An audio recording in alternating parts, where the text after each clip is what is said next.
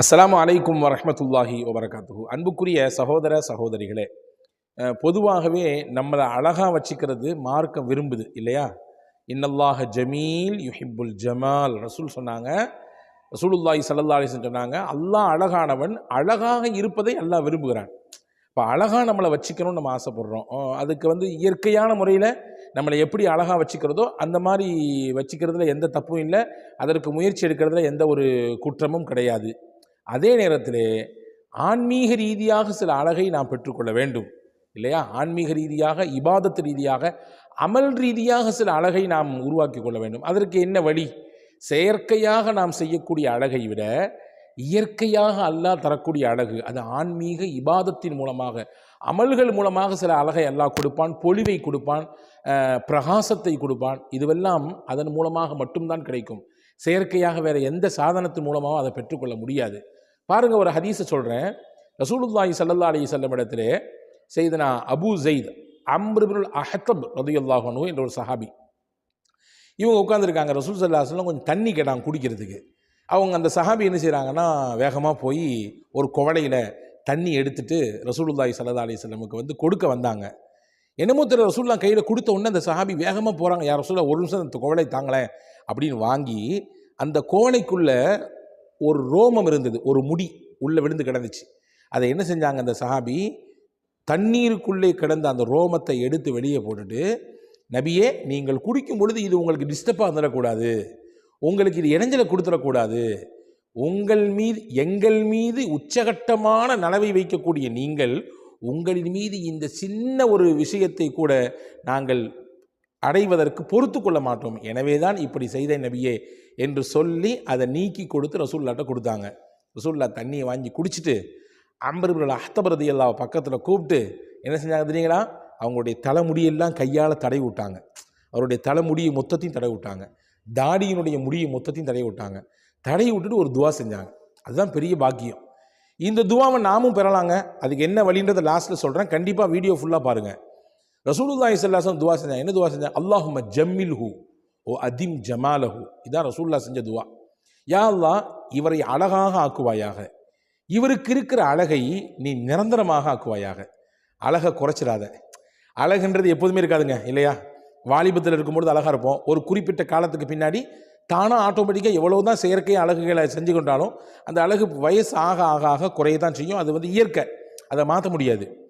ரசூலுல்லாஹ் துவா செஞ்சாங்க, யா அல்லாஹ், இவரை நீ அழகாக்குவாயா, இவருடைய அழகை நிரந்தரமாக்குவாயா துவா செஞ்சாங்க.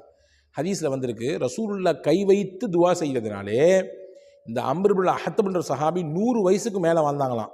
அவருடைய தாடியிலையோ அல்லது ரோம முடியிலையோ ஒரு முடி கூட வெளுத்து போகலையாம், நரவிழலையாம். அப்படி கருகருன்னு இருப்பார், கருகருன்னு இருக்கும் அந்த முடியெல்லாம். அவருடைய அழகு, முகப்பொலிவு அப்படியே ஒரு சந்திரனை போன்றவருடைய முகம் எப்பொழுதுமே பிரகாசித்து கொண்டிருக்கும். அவருடைய உடம்பிலே எங்கேயும் வயோதிகத்தினுடைய அந்த பலவீனம் தெரியவே இல்லை என்று சஹாபா பெருமக்கள் அவரை பற்றி, அதற்கு பின்னால் வாழ்ந்த தாபீன்கள் எல்லாம் அவருடைய வரலாற்றை சொல்லும் பொழுது சொல்லித் தருகிறார்கள். வல்ல ரஹ்மான் அல்லாஹ் நபிகளின் துவாவிற்கு, நபிகளின் கை வைத்த இடத்திற்கு கொடுத்த பரக்கத், அது ஆச்சரியம். இதே நிலையை நாமும் அடைய முடியும். ரசூலுல்லாவை சந்தோஷப்படுத்தினார் இல்லையா? நபிக்கு மகிழ்ச்சியை கொடுத்தார். என்ன? அந்த சின்ன ரோமத்தை எடுத்து வெளியே போட்டுட்டு ரசூலுல்லாவுக்கு தூய்மையாக எந்த டிஸ்டர்பும் இல்லாத ஒரு தண்ணியை கொண்டு கொடுத்தாரு. அந்த எண்ணத்துக்கு தான் ரசூலுல்லாஹ் கொடுத்த ஒரு அங்கீகாரம் இது. நமக்கும் அந்த அங்கீகாரத்தை கிடைச்சிக்கலாம். நாமளும் அழகாக இருக்கலாம், வாழ்க்கை முழுக்க நிறை இல்லாமல் இருக்கலாம். அல்லாஹ்வினுடைய அருளால் அழகு குறைந்து போகாமல் நம்மை நாம் பாதுகாத்து கொள்ளலாம். எப்படி? ரசூலுல்லாவை நம்ம சந்தோஷப்படுத்தணும், அவ்வளோதான். நபியினுடைய சந்தோஷத்துக்கு நம்ம ஆளாகணும். நபியினுடைய சந்தோஷத்தை லேசாக பெறுறதுக்கு ஒரு சின்ன அமல் மட்டும் சொல்கிறேன். நிறைய இருக்குது, எக்கச்சக்கமாக இருக்குது. நபியை சந்தோஷப்படுத்துறதுக்கு நாயகத்தினுடைய சுன்னத்தை அமல் ஹயாத்தாக்கணும். அது நபிக்கு பெரிய சந்தோஷத்தை தரும். சின்ன ஒரு அமல், டெய்லி செய்ய வேண்டிய அமல். இதை நீங்கள் குறித்து கொள்ளுங்கள். இதன் மூலம் நபி சந்தோஷப்படுவார்கள். நபியின் சந்தோஷம் கிடைத்தால் நமக்கு அழகு கிடைக்கும், வனப்பு கிடைக்கும். காலம் முழுவதும் இளமை குன்றி போய்விடாமல், இளமை குறைந்து போய்விடாமல் நம்மை அது பாதுகாக்கும். என்ன அது அப்படின்னா, ஒவ்வொரு நாளும் தொழுகைக்காக வேண்டி பாங்கு சொல்கிறாங்க இல்லையா? நம்மளில் பல பேர் பாங்குகளை வீடுகள்லேருந்து கேட்குறோம். ஆனால் என்ன துரதிர்ஷ்டம் அப்படின்னா, பாங்கு சொல்லப்படுது பள்ளிவாசலில், வீடுகளில் உட்காந்து நல்ல சவுண்டை கூட்டி வச்சுட்டு இப்போ சில விஷயங்களை கேட்டுக்கிட்டு இருக்கிறோம் அல்லது பார்த்துட்டு இருக்கோம். அது வேறு விஷயம் வச்சுங்களேன். அது பாங்குக்கு உதாசீனம் அப்படின்லாம் கிடையாது, எங்களுக்கு அது அதை பற்றி கவனம் இல்லை அதனால் விட்டுறோம் அப்படின்ற மாதிரி சொல்லி கடந்து போகிறவங்க தான் நம்மள பல பேர். ஆனால் உள்ளபடியே பாங்கு சொல்லப்பட்டால், அசான் சொல்லப்பட்டால் பதில் சொல்ல வேண்டும். குறிப்பாக அதான் முடிஞ்சதுக்கு பின்னாடி ஒரு துவா ஓதணும்.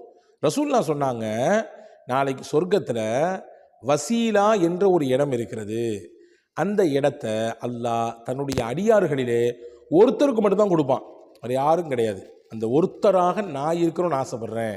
எனவே நீங்கள் ஒவ்வொரு நாளும் அசான் முடிஞ்சதற்கு பிறகு, அதாவது தொழுகைக்கான அலைப்போசை பாங்கு முடிந்ததற்கு பிறகு பின்னால் நான் சொல்லித்தரக்கூடிய துவாவை ஓதுங்கள் என்று சொல்லி பெருமானா ஸல்லல்லாஹு சொன்னாங்க. சொல்லிட்டு ஒரு சுப செய்தியும் சொன்னாங்க. அது என்ன சுப செய்தி கடைசியில் சொல்கிறேன். ரசூலுல்லாஹ் என்ன துவா சொல்லியிருந்தாங்க, நம்மள எத்தனை பேருக்கு தெரியும் அசானுக்கு பிறகு இந்த துவாவை ஓத வேண்டும் என்று? அல்லாஹும்ம ரப்ப ஹாதிஹி தஅவதி தாம்ம வஸ்ஸலாத்தில் காயிம ஆதி முஹம்மதனில் வஸீல வல் ஃபதீல வபஅத்ஹு மகாமம் மஹ்மூத அல்லதி வஅத்த. இதுதான் அந்த துவா. புகாரி ஷரீஃபில் இந்த ஹதீஸ் வந்திருக்கிறது. ரசூலுல்லாஹ் சொன்னாங்க, இந்த துவாவில் நமக்கு அது அர்த்தம் தெரியுதோ தெரியலையோ, ஆனால் நம்ம சொல்கிறோம் அல்லாட்ட, யா அல்லாஹ் எங்கள் நபிக்கு நீ வசீலாவை கொடுக்க வேண்டும், அந்த இடத்தை கொடுக்கணும். மகாம மஹ்மூது என்று சொல்லப்படக்கூடிய இடத்துல எங்கள் நாயகத்தை நீ எழுப்பணும்.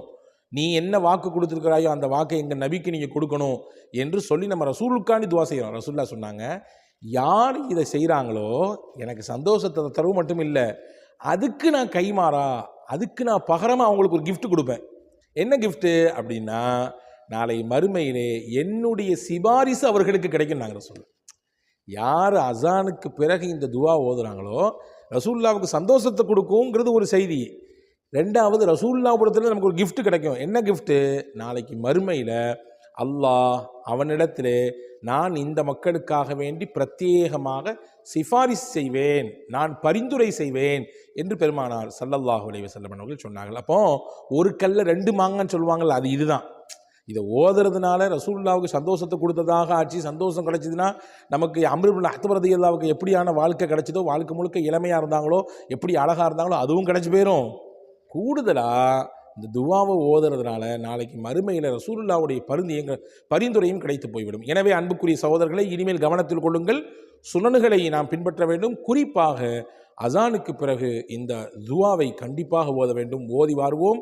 வல்ல அல்லாஹ்வின் உயர்ந்த அந்தஸ்தையும் அவனுடைய உயர்தரமான திருப்பொருத்தத்தையும் ரசூலுடைய துவாவையும் பெறுவோம். வசலாம். அஸ்ஸலாமு அலைக்கும்.